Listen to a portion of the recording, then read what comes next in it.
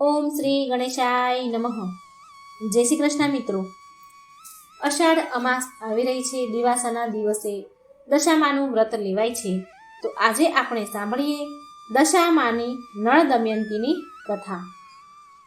નૈષદ દેશમાં નળ નામે એક રાજા રાજ્ય કરતો હતો. તે ખૂબ જ દેખાવડો, સુંદર, ન્યાયી તથા બહાદુર હતો. તેને કારણે તે ખૂબ જ પ્રજાપ્રિય હતો. તે પુણ્ય શ્લોકી રાજા તરીકે પણ ઓળખાતા હતા. નળ રાજાના વિવાહ ભીમક રાજની પુત્રી દમયંતી સાથે થયા હતા, જે ઘણી સુશીલ, ગુણવાન, સંસ્કારી અને પતિવ્રતા સ્ત્રી હતી. તેને વરદાન હતું કે તે જમણા હાથે કોઈ પણ મૃત જીવને સ્પર્શ કરે તો તે સજીવન થઈ જાય. એક દિવસ પ્રાતઃકાળે નળ રાજા સ્નાન કરી વસ્ત્ર અલંકાર ધારણ કરી રાજ દરબારમાં ગયા અને રાણી દમયંતીના મહેલમાં ઝરૂખામાં બેસીને નીચે સરોવર તરફ જોઈ રહ્યા હતા. તેમણે સરોવરના કિનારે 16 શણગાર સજીને હાથમાં પૂજાની થાળી સાથે બેઠેલ કેટલી બધી સ્ત્રીઓને જોઈ.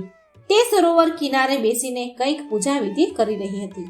આ જોઈ રાણીએ પોતાની દાસીને તે વિશે જાણવા માટે મોકલી.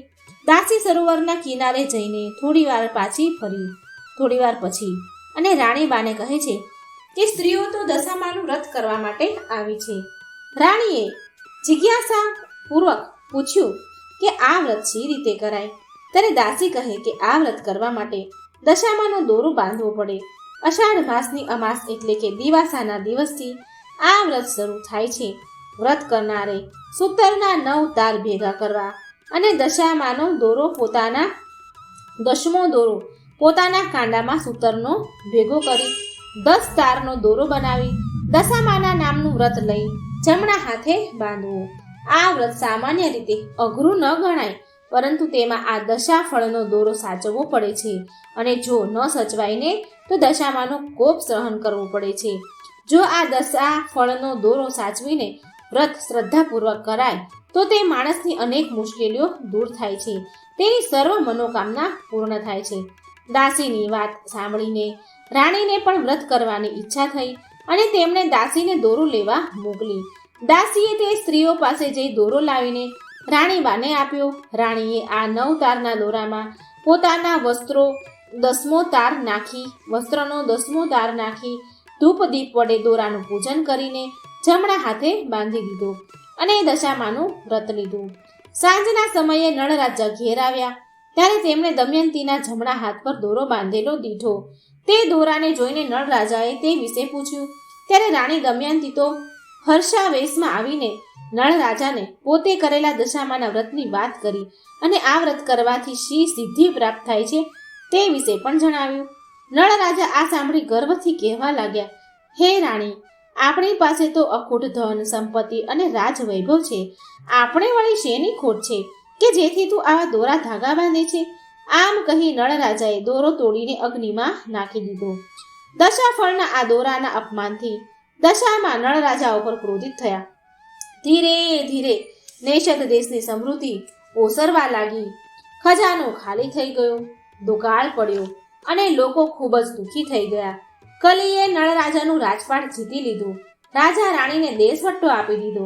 તેથી બંને જણા ખૂબ જ ગમગીન બની ગયા. રાજા રાણી ઉપર દશામાનો કોપ થતાં જ તેમની ભીખ માંગવાનો વારો આવીને ઊભો રહ્યો. રાજા રાણી બંને પગે ચાલતા નીકળી પડ્યા. ચાલતા નળ રાજાની બહેનનો દેશ આવ્યો, પરંતુ દશામાના કોપને કારણે બહેને ભાઈ ભાભીને જાકારો આપ્યો, જાણે કે તેને ઓળખતી જ ન હોય. તેને ભીખ માંગનારને આપે તેમ એક માટીના વાસણમાં ખીચડો ખાવા મોકલ્યું. આ જોઈને નળ રાજા ખૂબ જ ક્રોધિત થઈ ગયા. તેમણે ખીચડીનું વાસણ નગર બહાર ખાડો ખોદી દાટી દીધું અને ત્યાંથી બંને ચાલવા લાગ્યા. આમ ચાલતા તેઓ કનકાવતી નગરીમાં પાદરે આવ્યા. ત્યાં તેમણે મોતીસર નામનું સરોવર દીઠું. રાજા રાણીને ખૂબ જ ભૂખ લાગી હતી, તેથી નળ રાજા સરોવરમાંથી માછલા પકડીને કાંઠે બેઠેલ દમયંતીને આપીને પોતે નગરમાં રોટલા અને ખીચડી લેવા માટે નીકળી પડ્યા. કાંઠે બેઠેલ દમયંતીએ માછલા ડાબા હાથથી પકડી રાખ્યા, કારણ કે તેના જમણા હાથનો જો તે સ્પર્શ કરે તો કોઈ પણ જીવ સજીવન થઈ જાય.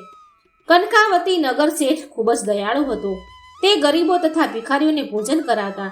નળ રાજા તેમની પાસે જઈને પોતાના દુઃખની વાત કરે છે. આ સાંભળી શેઠ એક મોટું વાસણ ભરીને રાંધેલા ચોખા આપ્યા. રાજા આ ચોખાનું પાત્ર લઈને સરોવર તરફ આવતા હતા ત્યાં રસ્તામાં એક સમડીએ ઝાપટ મારીને પાત્ર લઈને ઉડી ગઈ. આથી રાજા ખૂબ જ દુઃખી થઈ ગયા અને તેમને હતાશથી ઊંચે નજર કરી ત્યાં રાંધેલા ભાતનો એક દાણો તેના મોં પર પડ્યો અને તેની મૂછ પર ચોંટી ગયો. રાજા નિરાશ થઈ ખાલી હાથે પાછા આવ્યા અને દમયંતી પાસે માછલા માંગવા લાગ્યા, પરંતુ અજાણતા ડાબા હાથને જમણા હાથનો સ્પર્શ થતાં જ માછલા સજીવન થઈને પાછા સરોવરમાં પડી ગયા હતા. બીજી બાજુ નળ રાજાના મૂછ પર ચોટેલો ભાત પરથી રાણીને પણ તેની ઉપર થોડો ઘણો વહેમ આવવા લાગ્યો કે જરૂર નળ રાજા પોતે એકલા જ જમીને આવ્યા હશે, અને નળ રાજાને થયું કે રાણી મને એકલા મૂકીને માછલા ખાઈ ગયા. આમ તેમણે ગુસ્સામાં રાણીને કહ્યું, હવે તું મારી રાણી નથી, તું ખૂબ સ્વાર્થી છે. પણ રાણીએ ખૂબ જ સમજાવ્યું છતાં રાજાએ માન્યું નહીં.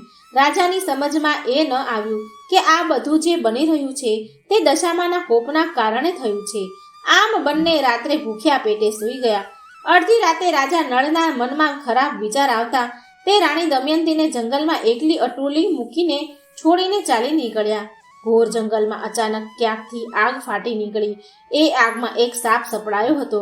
નળ રાજાને આગમાં નહીં વળવાનું વચન હતું, તેથી તે આ દ્રશ્ય જોઈને સાપને આગમાંથી બચાવ્યો. સાપે પ્રસન્ન થઈને તેને કંઈક માંગવાનું કહ્યું. ત્યારે નળ રાજાએ સાપની કાળાશ માંગી લીધી અને પોતાનું રૂપ સાપને આપી દીધું. સાપે કહ્યું કે હે રાજા, જ્યારે તારે તારું રૂપ પાછું જોઈતું હોય ત્યારે મને યાદ કરજે, હું આવીને તને ફરીથી સુંદર બનાવી દઈશ. ત્યાંથી આગળ જતા નળ ઋતુપર્ણ રાજાના રાજમાં આવી પહોંચ્યા. નળ રાજાને અશ્વમંત્રનું જ્ઞાન હતું, તેથી તે રાજાને ઘોડાની નોકરીમાં લાગી ગયા. ઘોડાની ચાકરી કરવામાં એને નોકરી મળી ગઈ. તેમની પાસે એવી વિદ્યા હતી કે તે ગમે તેવા ટાયડા ઘોડાને ગમે તેવો ઘોડો હોય તો જોરાવર કરી શકે અને માંદલા ઘોડાના કાનમાં મંત્ર ફૂંકીને પવન વેગે બનાવી શકે એવી એની પાસે મંત્ર હતો.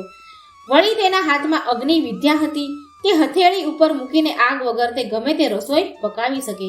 બીજી બાજુ દમયંતીએ સવારે ઉઠીને જોયું તો નળ રાજા ક્યાંય ન મળ્યા. આથી તે ખૂબ હૈયાફાટ રુદન કરવા લાગી અને નળ ઓ નળ એમ બૂમો પાડતી સતી રાણી દમયંતી દોડતી એક નગર પાસે આવી. એ નગર તો તેનું પિયર હતું. મહેલની એક દાસીને દમયંતીએ જોઈ પણ તે ઓળખી શકી નહીં. તેના માતા પિતા પણ દમયંતીને ઓળખી શક્યા નહીં. તે મા બાપને ઘેર જ પોતે દાસી તરીકે નોકરી કરવા રહી ગઈ.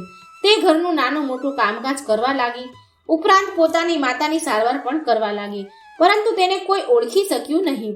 દમયંતીએ પણ દશાના કારણે કોઈને ઓળખાણ આપી નહીં. આ પ્રમાણે સેવા ચાકરી કરતા કરતા દમયંતીને પિયરમાં 1 વર્ષ વીતી ગયું. એવામાં દિવાસાનો દિવસ આવ્યો એટલે દમયંતીએ દશાફળનો દોરો લઈને દશામાનું વ્રત લીધું. એક દિવસ તેની માતા એટલે કે રાજા રાણી સ્નાન કરવા બેઠા એ વખતે તેમણે પોતાનો 9 લોખો હાર દમયંતીને સાચવવા માટે આપ્યો. દમયંતી હાર ટોડલે ભરાવી પાણી લેવા ગઈ. એ પાણી લઈ પાછી આવી એટલામાં ટોડલેથી હાર અદ્રશ્ય થઈ ગયું. આથી દાસી રૂપે રહેલી દમયંતી પર ચોરીનો આરોપ આવ્યો. તેમની માતા જે રાજરાણી હતા તેમણે ખૂબ જ ગુસ્સે થઈને દમયંતીને મારીને કાઢી મૂકી. દમયંતી બિચારી રોતી કકળતી બાજુમાં આવેલા ઘોડારમાં પડી રહી અને પોતાની આવી દુર્દશા દૂર કરવા મા દશામાના જાપ કરવા લાગી. થાકને લીધે તેને ઊંઘ આવી ગઈ. સ્વપ્નમાં તેને ઈષ્ટદેવના દર્શન થયા. દેવે આશીર્વાદ આપતા કહ્યું, દીકરી, દશામાં તારા ઉપર ખુશ થયા છે. હવે સૌ સારાવાના થશે. દશામાનું નામ લઈ દશાફળનો દોરો છોડ અને દશામાના દીવા કર. પરંતુ દમયંતીએ કહ્યું, હે પ્રભુ, મારી પાસે નથી ઘી કે નથી કોળિયું, સાના દીવા કરું? પ્રભુ, હું તો ઘોડાની ઘોડારમાં પડી છું. પ્રભુ બોલ્યા, તું ચિંતા કરીશ નહીં. ઘોડાની લાદના દીવા કરજે. સોપારીના બદલે ચણા મૂકજે, ઘીના બદલે ખહલો પૂરજે. હું બાળક થઈને વાર્તા સાંભળીશ. સવાર થતાં જ દમયંતીએ દેવના આદેશ મુજબ કર્યું. ઈષ્ટદેવે કહ્યા પ્રમાણે બાળ સ્વરૂપ ધારણ કરી વાર્તા પણ સાંભળી. વાર્તા પૂરી થતાં દમયંતીની દશા ફરી. એ દિવસે જ રાજા ભીમક જંગલમાં શિકાર કરવા ગયા. ત્યારે દશામાએ ડોસીનું રૂપ ધારણ કરીને રાજાને કહ્યું કે હે રાજા ભીમક, તારા ઘેર જે નવી દાસી આવી હતી તે તારી દીકરી દમયંતી જ હતી. તેના ઉપર હું રીઝી છું, માટે એને ઘોડાની ઘોડારમાંથી બોલાવી લેજે. જો એને દુઃખ પડશે તો હું તને પાયમાલ કરી દઈશ. રાજા ભીમકે મહેલે આવી દમયંતીને બોલાવી સ્નાન કરાવી વસ્ત્રાલંકાર આપીને તેના આગતા સ્વાગત કરી. તેની આવી હાલત વિશે પૂછતા જાણવા મળ્યું કે તેના ઉપર દશામાનો કોપ ઉતર્યો હતો. તેથી જ તેની ઉપર દશા વળી હતી, જે હવે વ્રત કરવાથી તેનું નિવારણ થઈ ગયું છે. આમ દમયંતી પિયરમાં રહેવા લાગી, પરંતુ તેનું મન તો નળ રાજાની જ માળા જપ્યા કરતું હતું. રાજા ભીમક વિચારે કે દમયંતી હંમેશા ઉદાસ રહ્યા કરે છે. નળ રાજાનો પણ ક્યાંય પતો નથી, કદાચ એ મરી પણ ગયા હોય. તેથી હવે દમયંતી તો ફરીથી વિવાહ દમયંતીના કરી દેવા જોઈએ. પોતાના ફરીથી વિવાહની વાત સાંભળીને દમયંતી બોલી કે મારે એક ભવમાં બે ભવ નથી કરવા. મારે તો નળ જ મારો ભરથાર છે. એમને શોધવા માટે મારો સ્વયંવર રચ્યો. દમયંતીના પિતાએ દમયંતીનો સ્વયંવર રચ્યો. દેશ દેશાવરના રાજાઓને આમંત્રણ મોકલ્યું. રાજા ઋતુપર્ણને પણ આમંત્રણ મળ્યું. નળ ત્યાં બાહુક નામે ચાકરી કરતા હતા. તે પણ ઋતુચરણના સાથે સ્વયંવરમાં આવી પહોંચ્યા. રાજા ભીમકે ઢંઢેરો પીટાવ્યો કે નગરમાં કોઈએ અગ્નિ પ્રગટાવો નહીં. ઋતુપર્ણ રાજાને ખૂબ જ ભૂખ લાગી. તેથી બાહુકના વેશમાં આવેલા નળ રાજાએ પોતાના જમણા હાથથી જ અગ્નિ પ્રગટાવીને ખીચડી રાંધી આપી. ભીમકના સૈનિકોએ આ દ્રશ્ય જોયું અને તેમણે રાજાને આ સમાચાર આપ્યા.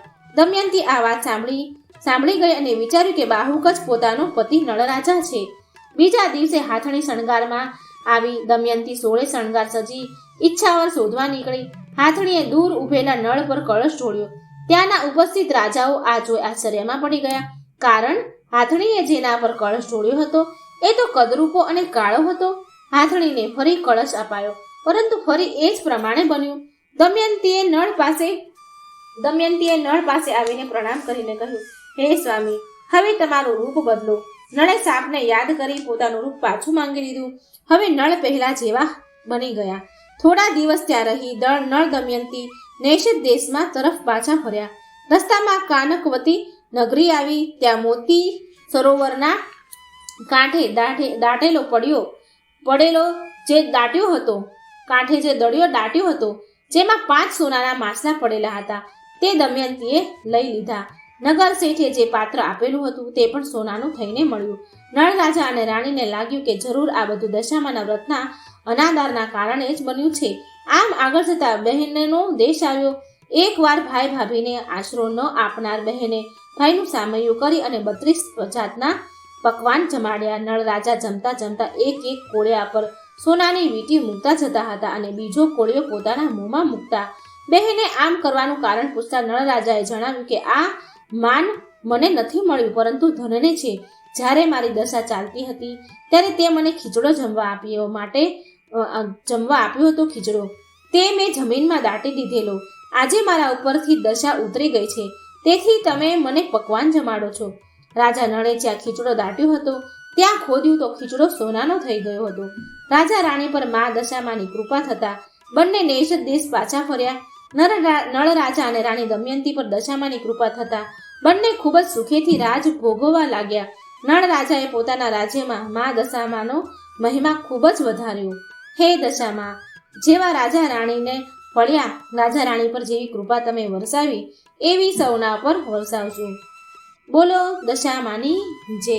મિત્રો, આ નળ દમયંતીની દશામાની વાર્તા તમને સારી લાગે, ગમી હોય તો વિડીયો લાઈક કરજો, શેર કરજો અને કથાઓ વાર્તાઓ સાંભળવા માટે મારી ચેનલને સબસ્ક્રાઈબર જરૂર કરજો. જય શ્રી કૃષ્ણ. રાધે રાધે. Thank you.